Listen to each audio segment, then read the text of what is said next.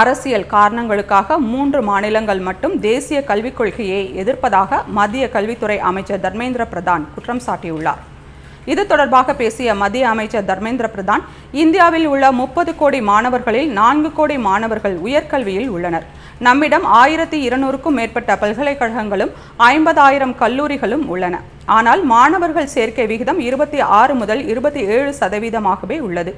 அதை 50% உயர்த்த வேண்டும் என்பதே தேசிய கல்விக் கொள்கையின் பரிந்துரை என்று தெரிவித்துள்ளார். 2047ஆம் ஆண்டிற்குள் வளர்ந்த நாடாக இந்தியா மாறியிருக்க வேண்டும் என்ற இலக்கை பிரதமர் மோடி நிர்ணயித்துள்ளதை குறிப்பிட்ட தர்மேந்திர பிரதான், அந்த லட்சியத்தை நாம் அடைய வேண்டும் என்றால் தேசிய கல்விக் கொள்கையை செயல்படுத்த வேண்டும் என்று வலியுறுத்தினார். தேசிய கல்விக் கொள்கையானது தொழில்நுட்பத்தின் மூலம் பாரம்பரியத்தையும் எதிர்கால இலக்குகளையும் இணைக்கிறது. மாணவர்களுக்கு வலுவான அடித்தளத்தை அமைத்துக் கொடுக்கும் தேசிய கல்விக் கொள்கை அவர்களின் எதிர்கால சவால்களை எதிர்கொள்ளவும் உதவுகிறது என்று மத்திய அமைச்சர் தர்மேந்திர பிரதான் கூறினார். தமிழகம், கேரளா மற்றும் மேற்கு வங்கத்தை மறைமுகமாக குறிப்பிட்டு அரசியல் காரணங்களுக்காக 3 மாநிலங்கள் மட்டும் தேசிய கல்விக் கொள்கையை எதிர்க்கின்றன என்று கூறிய அவர், அதிக மொழிகளை கற்பது மோசமான விஷயம் இல்லை என்றும் அது ஆளுமை மற்றும் வேலைவாய்ப்பு திறனை மேம்படுத்தும் என்றும் தர்மேந்திர பிரதான் கூறினார்.